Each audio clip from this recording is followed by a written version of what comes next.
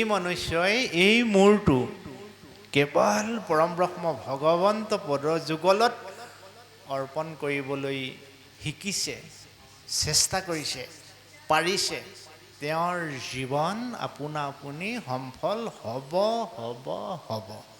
কাৰণ আমাৰ উৎপত্তি স্থান ঈশ্বৰত। ঈশ্বৰ কোন? পৰমাত্মা। সি ল'ৰাই হওক ডাঙৰ হওক, শিশু বৃদ্ধ কোনো কথা নাই, ধনী দুখীয়া কোনো কথা নাই, জাত পাতৰ কোনো কথা নাই। আমাৰ সকলোৰে আত্মাবিলাক প্ৰভু ভগৱন্তৰ পৰা স্ফুলিংগ হিচাপে সংসাৰত ভ্ৰমি ফুৰিছে।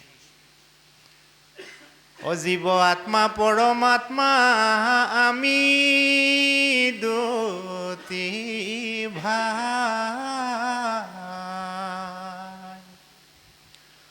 মায়াৰ পাশে বন্দী হৈলো শ্ৰীনা জনা নাই।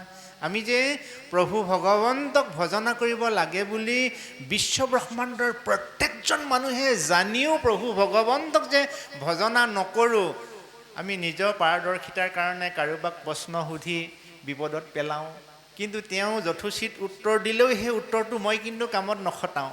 আমাৰ তেনেকুৱা লক্ষণো আছে, নহয়নে বাৰু?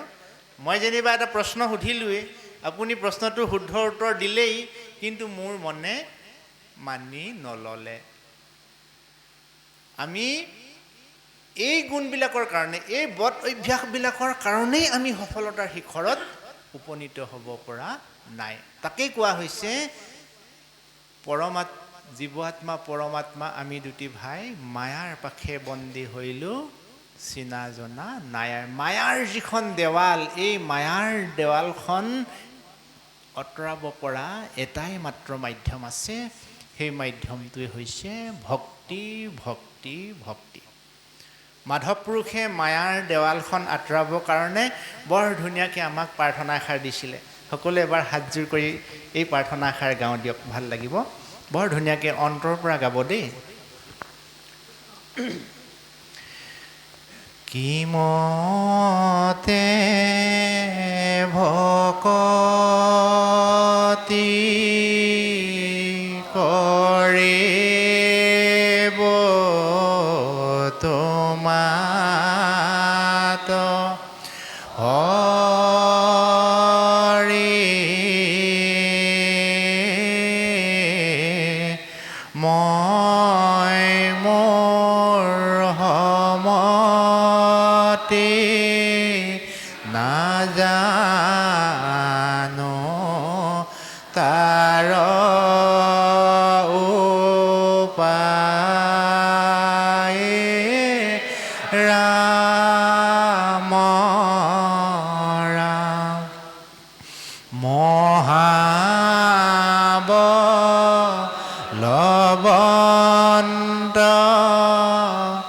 দুৰ্বাসনা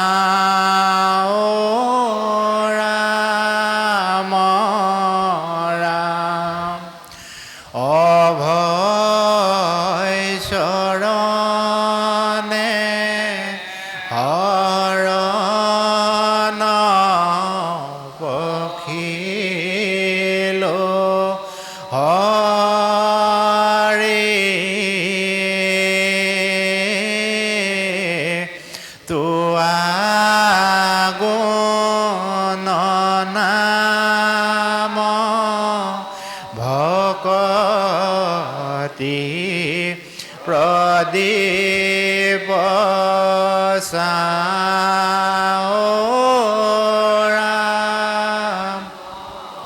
ৰাম গুণ নাম ভকতি প্ৰদীপ ৰাম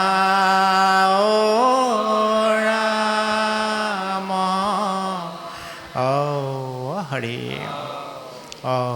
ৰাম। গালেই যেন গাই থাকিম, শুনিলেই যেন শুনি থাকিম, এনে নেলাগেনে? ঈশ্বৰৰ মায়া আৰু দুৰ্বাসনা একেটাই। গতিকে ঈশ্বৰৰ মায়াই হওক বা দুৰ্বাসনাই হওক আঁতৰাবলৈ হ'লে আমি এনেকৈ সাধুৰ সংগলৈ আহিব লাগিবই। কাৰণ জাকেৰি বয়নে মিলাই গাই পাই মনোৰথ কাম। আমি যিমানেই গুণী জ্ঞানী, যিমানেই অধ্যয়নপুষ্ট, যিমানেই ডিগ্ৰীধাৰী নহওঁ লাগিলে ঘৰত আমি 14 শাস্ত্ৰ 18 পুৰাণ হলকৈ মুখস্থ কৰিব পাৰিলেও সাধু সংগলৈ নাহিলে বোলে ভক্তিৰ কৃপা কৰোণা কেতিয়াও নহয় ভাই। সাধুৰ সংগত বহি মিলাই এষাৰ প্ৰাৰ্থনা যদি জীৱনত যি মানুহে গাবলৈ পাইছে, সেই মানুহৰ জীৱনলৈ অমৃত খোৱাৰ দৰে হয়। অমৃত খালে মানুহ যেনেকৈ অমৰ হয়, তেনেকৈ সাধু সংগলৈ আহি ঈশ্বৰৰ কথাত মন নিয়ালে মানুহজনৰ দুখ ক্লেশ বিষাদ বেদনা দুৰ্ভিক্ষবিলাক দূৰলৈ আঁতৰি যায়। তাৰ ঠাইত কি হয়? সুখ শান্তি আনন্দ সমৃদ্ধি মৰম চেনেহ বিশ্বাস এইবিলাক উদয় হয়। সেইকাৰণে আমি সাধু সংগলৈ সদায় আহিব লাগে। আৰু এনেহেন সাধু সংগ আমি যদি ঘৰখনত প্ৰয়োগ কৰি ল'ব পাৰোঁ, তেতিয়া সেইখন ঘৰ তীৰ্থ সদৃশ হয়। তীৰ্থ লাগিলে ভগা প্ৰজাই হওক, কিন্তু সেইখনত তীৰ্থ। আমাক এতিয়া ডাঙৰ ডাঙৰ ঘৰ হ'ল, তীৰ্থ নাই হোৱাই। আমাৰ সমাজখন তীৰ্থময় কৰাৰ এটাই মাত্ৰ সম্বল হৈছে ভাগৱত ধৰ্ম কথন। ভাগৱত ধৰ্মৰ যোগেদি আমাৰ চবৰে ঘৰবোৰ তীৰ্থলৈ আমি ৰূপান্তৰিত কৰিবলৈ মহাপুৰুষ শ্ৰীমন্ত শংকৰদেৱে একশৰণ হৰিনাম ধৰ্ম প্ৰচাৰ কৰিছিলে। ধনী দুখীয়া কথা নাই, কোলা বগা কথা নাই। এই সংসাৰত আপুনি মই দুদিনৰ কাৰণে আহিছোঁ। দুদিনৰ কাৰণে অহা জিৰণি চৰা এই আমাৰ ঘৰখন চবৰে যেন তীৰ্থময় হওক। কিন্তু তীৰ্থ আপুনি মই হৈছোনে নাই হোৱা, নিজক এবাৰ সুধি চালেই যথেষ্ট। তীৰ্থত কোন কোন থাকে? পাৰিষদ থাকে, ভকত থাকে। কিন্তু আমাৰ ঘৰখনত আমি কোন কোন আছোঁ? আত্মীয় স্বজন আছোঁ। আত্মীয় স্বজনৰ মাজত আমাৰ যদি সদ্ভাৱ আছে, ওলাওঁতে সোমাওঁতে মৰম হনা এষাৰ মাত, ভাল আচৰণ, ভাল শিষ্টাচাৰ। শাক্তপন্থী আৰু বৈষ্ণৱপন্থীৰ দুটা বিপৰীত দিশৰ ধৰ্ম দেই। শাক্ত ধৰ্ম হৈছে পূজা পাতল, বৈষ্ণৱ ধৰ্ম হৈছে ঈশ্বৰ মাৰ্গ। কিন্তু এই বিপৰীত ধৰ্মৰ দুটা এটা লক্ষণ কিন্তু মানিবলগীয়া। শাক্ত ধৰ্মৰ এটা মাৰ্গ আৰু বৈষ্ণৱ ধৰ্মৰ এটা মাৰ্গ মানে এনেকৈ লগ লাগিছে। কোনটো ঠাইত লগ লাগিছে আপুনি মই আলোচনা এইকাৰণে কৰাৰ প্ৰয়োজন আছে। মাধৱদেৱে যেতিয়া ককায়েকৰ ওচৰত বন্দুকাত আছিলগৈ, তেতিয়া অজস্ৰ উপাৰ্জন কৰাৰ পিছতো ককায়েকে ঘৰখন পোহপাল কৰাৰ ক্ষেত্ৰত ব্যৰ্থ হৈছিল। ওচৰ চুবুৰীয়াৰ ওচৰত ধাৰ ঋণ আছিল, অনবৰত বেমাৰ আজাৰ নুগুচেই, দুয়ো মাজত মানে হাই কাজিয়া, পতি পত্নীৰ মাজতো মিলা প্ৰীতি নাই। তেনেকুৱা এখন ঘৰত গৈ দেউতাকে মাধৱক নি থৈ দিলেগৈ। মাধৱে চাওঁতে চাওঁতে লক্ষণ কৰিলে যে ককায়েকৰ ভুল কোনখিনিত। এদিন ককায়েকক বহুৱাই লৈ মাধৱে ক'লে যে দাদা, তোমাৰ এই সমস্যাবিলাক মই সমাধান কৰিবলৈ চেষ্টা কৰিম, কিন্তু মোৰ মতে তুমি চলিম বুলি প্ৰতিশ্ৰুতিবদ্ধ হোৱা। ভায়েকৰ কথাক সন্মতি প্ৰদান কৰাৰ লগে লগে সেইদিনাখনৰ পৰা ভায়েক মাধৱে মাধৱদেৱৰ জ্যেষ্ঠ পুত্ৰ অৰ্থাৎ শংকৰদেৱৰ প্ৰপন্ন শিষ্য মাধৱৰ ককায়েকৰ ঘৰখনৰ পৰিচালক হ'ল। পৰিচালক হৈ দুদিনৰ পিছতেই তেওঁলোকৰ ঘৰখন সফলতাৰ শিখৰত উপনীত যেতিয়া হ'ল, তেতিয়া ককায়েকে মাধৱক সুধিলে যে ভাই, মোৰ ঘৰখনৰ প্ৰগতিৰ শিখৰত আগুৱাই নিয়াৰ ক্ষেত্ৰত তুমি যি কৰ্ম কৰিলা, ইয়াৰ মূল কেন্দ্ৰবিন্দুটো মোক বুজাই দিয়া। তেতিয়া চতুৰ শাক্তপন্থী মাধৱে ককায়েকক বুজাইছিল যে দৰিদ্ৰতাৰ আহ্বান জনোৱা প্ৰথম ক্ষণটো হৈছে মানুহে স্নান নকৰাকৈ আহাৰ গ্ৰহণ কৰা। বুজিছেনে? স্নান নকৰাকৈ আহাৰ ৰন্ধন কৰা। যি মনুষ্যই স্নান নকৰাকৈ আহাৰ ৰন্ধন কৰে, আহাৰ গ্ৰহণ কৰে, সেই মনুষ্যই আজি চহকী হ'লেও দুদিনৰ পাছত তেওঁ মানে দিনক দিনে অভাৱৰ দিশেৰে গতি কৰিব। গতিকে এই আক্তবাক্যটো সেই সময়ত কিন্তু মাধৱ বৈষ্ণৱ পণ্ডিত হোৱা নাই, সেই সময়ত তেওঁ শাক্ত পণ্ডিত হৈ আছে। গতিকে শাক্ত ধৰ্ম আৰু বৈষ্ণৱ ধৰ্মৰ মাজত মিল বুলিবলৈ এই দুটাই পোৱা যায়। আমাৰ বৈষ্ণৱ ধৰ্মৰ মাৰ্গতো একেটাই কথা আছে যে অন্নমুঠিক ব্ৰহ্মৰ লগত তুলনা কৰা হয়। অন্নব্ৰহ্মই হাৰ, অন্নব্ৰহ্মই কৰি আছে জগতক উদ্ধাৰ। সেইকাৰণে আমাৰ বৈষ্ণৱ সমাজতো এটা বিধান আছে যে অন্ন খোৱাৰ আগত ঈশ্বৰক স্মৰণ কৰি লৈ পেলাই আপুনি কাঁহীখনত হাতখন বুলাই আপুনি ঈশ্বৰক অৰ্পণ কৰি খাব লাগে। কেৱল সিদ্ধ খোৱাতে নহয়, আপুনি কাপোৰখন পিন্ধিবৰ সময়তো ঈশ্বৰক অৰ্পণ কৰি পিন্ধা, ক'ৰবাত যাবলৈ সময়ত ঈশ্বৰক অৰ্পণ কৰি পিন্ধা, সংসাৰৰ যিকোনো কৰ্মতে ঈশ্বৰক অৰ্পণ কৰি কৰা, তোমাৰ জীৱনটো মধুময়, জ্যোতিময়, সুখময় হ'ব। সৃষ্টি জগতখনতো তুমি ঈশ্বৰক অৰ্পণ কৰি কাম কৰা। উদাহৰণ প্ৰহ্লাদ, এইবিলাক কথা আমাৰ আইসকলে জানে।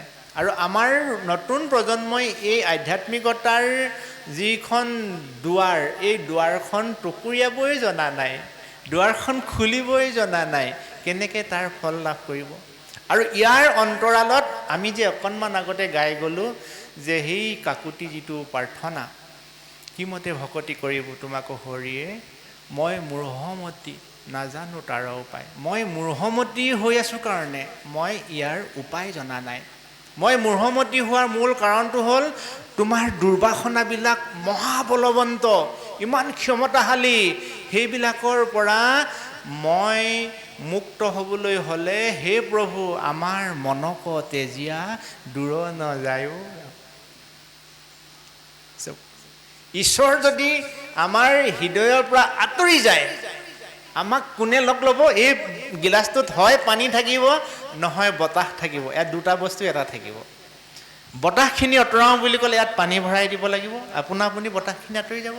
আৰু পানীখিনি আঁতৰাই দিলে আপোনা আপুনি বতাহ সোমাই থাকিব। হয় ভক্তি থাকিব, নহয় দুৰ্বাসনা থাকিব, মায়া থাকিব। মাধৱ পুৰুষে ইমান ধুনীয়াকৈ আমাৰ জীৱতৰণৰ কাৰণে সমাজলৈ অৱদান আগবঢ়াই থৈ গ'ল।